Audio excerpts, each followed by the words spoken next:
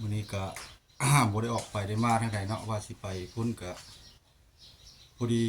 พ่อบ้านพะเลาะเพิ่นไปเฮ็ดน้ำซองเพิ่นพี่น้องเพราะว่าซองเพิ่นละผ่านว่านี้ผ่านการสร้างรายได้เนาะแต่ว่าเพิ่นไปยื่นคำร้องไปกับอาจารย์เพิ่นแต่ว่าเพิ่นก็จักสิยื่นแล้วหรือบ่แล้วเนาะจักสิผ่านหรือบ่ผ่านคือบ่แปลงนี่แหละก็ผ่านมาได้ประมาณเดือนปลายหรือ2เดือนอยู่นี่แหละพี่น้องเนาะมื้อนี้สิออกมาทางขอโทษทางหมู่เพื่อนเมื่อสุขุสุคนเนาะทาง FC ผู้ติดตามเก่าติดตามใหม่เนาะออกมาขอโทษมาขอบบุญขอบคุณผู้ที่ว่าส้มกิฟให้เนาะทางซองบ่แปลงบรรณาหรือว่าสามารถสร้างรายได้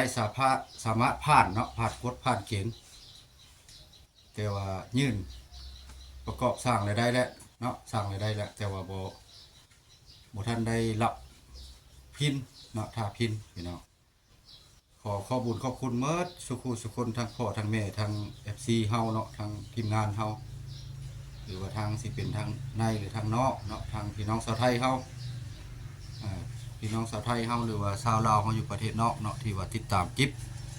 ติดตามชมคลิปหรือว่าทีมงานเฮาเนาะเบิ่งคลิปให้เดียวเนาะที่ว่ามันผ่านชั่วโมงกฎเกณฑ์สร้างรายได้ขอขอบคุณขอบคุณนำหลายๆมาสุคนแต่ว่าคลิปเฮากับบ่มีสิว่าเนื้อหาสาระพอเท่าใดเพราะว่าเฮามันบ่มีทีมงานไปพี่น้องบางอันก็สิดีบางอันก็บ่ดีเนาะมันก็ซับไปซับมาก็เวลาก็บ่หลายเวลาน้อยว่าแปลงก็ได้เฮ็ดสร้างรายได้มาก็ประมาณปีปลายเนาะก็มาผ่านเนาะคือผู้บ้านพะเลาะเพิ่นก็ผ่านเมื่อวานนี้พี่น้องทางซองผู้บ้านพะเลาะเพิ่นผ่านเพิ่นเข้าไปประกอบตะกี้ค่อยว่าสิเข้าไปหนองเหี้ยไปหากินหนองเหี้ยหาใส่หม้องเนาะถ่ายคอนเทนต์ให้พี่ให้น้องเบิ่งวันนี้บ่ได้ไปเนาะเฮาก็ได้ออกมาขอบใจทาง FC ผู้ติดตามเก่าติดตามง่ายหรือว่าทีมงานเฮาเนาะบ่แปลงกับบรรยายบ่เก่งปานใดพี่น้องเนาะขอขอบคุณขอบคุณนำหลายๆที่ว่าเฮ็ดให้มาสุกนิ้วเป็นกำลังใจส่วนมากก็เป็นพี่น้องชาวไทยเฮาพี่น้องชาวไทยเฮาปลดหมวกกับพี่น้องส่วนมากก็เป็นพี่น้องชาวไทยเฮาเห็นเข้ามาคอมเมนต์ในซ่องเนาะมาเข้าคอมเมนต์ในซ่องไปเบิ่งให้เป็นกำลังใจในนั้นในนี้เนาะแต่ว่าเพิ่นเบิ่งให้ค่อยก็กลับไปเบิ่งซองเพิ่นคืนซองเพิ่นเฮ็ดสร้างรายได้คือกันแหละส่วนหลายก็คอมเมนต์ก็น้อยลงคอมเมนต์อะไรเนาะตัวนี้ก็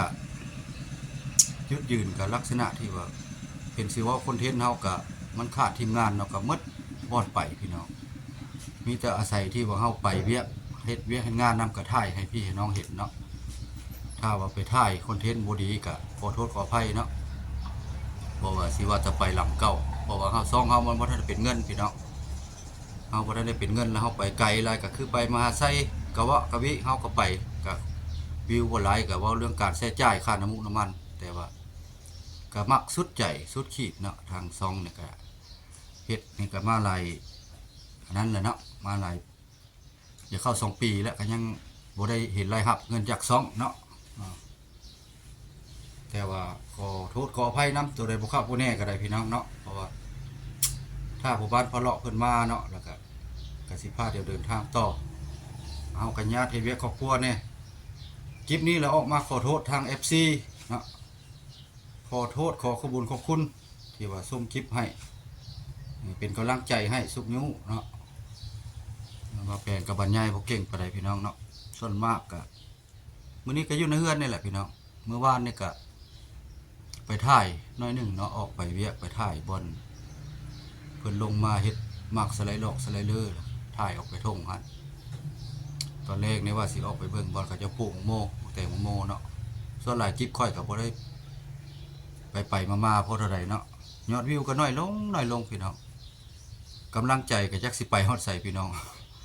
ถ้าว่าพี่น้องบ่ช่วยกันเนาะแต่ว่าจักสิไปฮอดใส่ก็ยังบ่ฮู้เนาะเพราะว่าเรื่องสร้างรายได้นี่ยากคุมื้อนี่ยากหลายพี่น้องมันยากหลายเพราะว่าคอนเทนต์หมู่ก็เข้าไปเบิ่งซ่องหมู่ก็ถือว่าดีที่ว่าเคยได้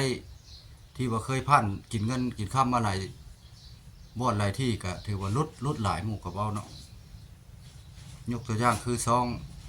พ ราะว่าด้องเพิ่นนี่เพิ่นก็เว้าแชทมาหาเว้าแปลกอยู่เพิ่นเว้าว่าบ่เอาแท้เอาว่าบ่ผ่านได้บ่แปลกบ่ได้ได้ว่าเพราะว่าซุมื้อนี้มันยากเพิ่นว่าซุมื้อนี้มันยากหลายคันผู้เคยได้เป็นพัน 2,000 3,000มันก็ยังลดเนาะเพราะว่าเงินจาก YouTube เขาเจ้าจะตัดลงเนาะ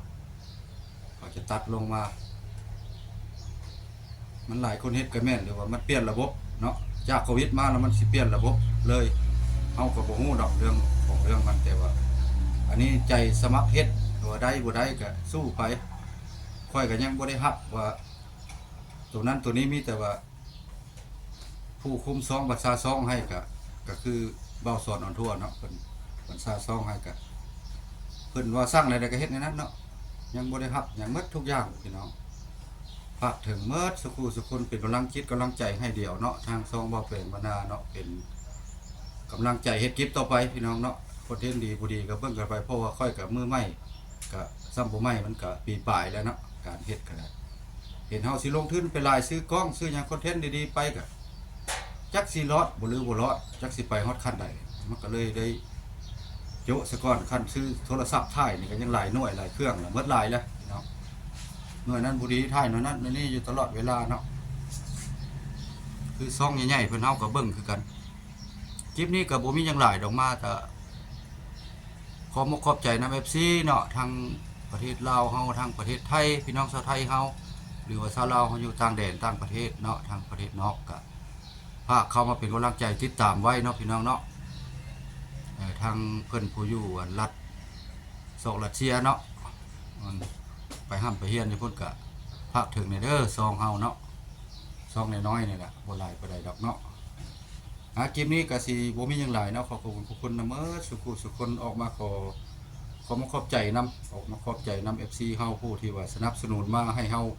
ยืนได้ถึงจุดนี้เนาะพี่น้องเพราะว่าหลายคนเฮ็ดช่อง YouTube นี่ก็ส่วนมากแม่นปะ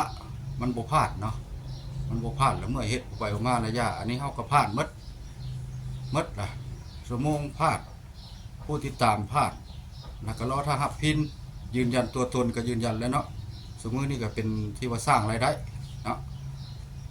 ขอขอบใจนำหมดสุคนทั้งพ่อทั้งแม่ทั้ง FC เฮาหรือว่าผู้ติดตามเก่าติดตามใหม่หรือว่าทีมงานเฮาหมดสุคนคลิปนี้ก็บ่มีหยังดวงหลายเนาะสิได้ถ่ายบ่อยู่บนเช้าให้เบิ่งเพราะว่าค่อยก็อยู่คนเดียวเนาะครอบครัวเพิ่นก็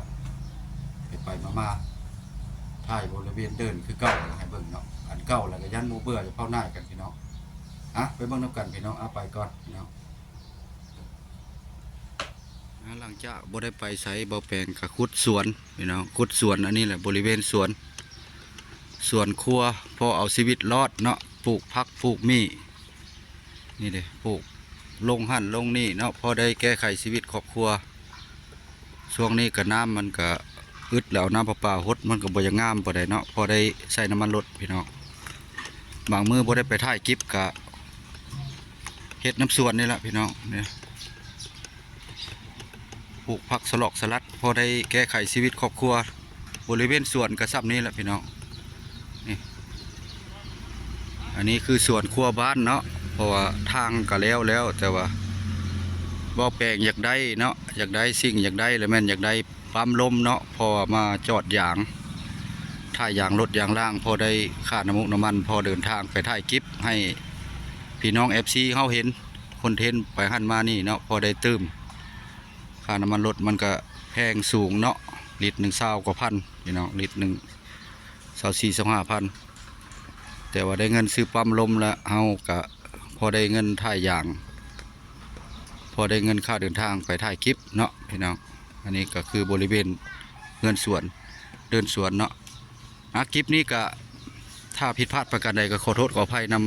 ำพี่น้องเฮาหลายๆทั้ง FC ผู้ติดตามเก่าติดตามใหม่เมื่อสุขคนพี่น้องเนาะเพราะว่าได้ถ่ายออกมาขอบุญขอบคุณนำพี่น้องที่ว่าชมคลิปให้เนาะคลิปหน้าคลิปในพบพอกันใหม่ภาคในเด้อพี่น้องเนาะภาคความหวังไว้เนาะเข้าไปติดตามซองกันไว้เนาะมีอย่างก็ได้คลิปนี้กับผมมีอย่างหลายไปก่อนพี่น้องขอยุดไว้เพียงสักนี้วิดีโอนี้ก็ได้เนาะไปก่อนเด้อพี่น้องเฮา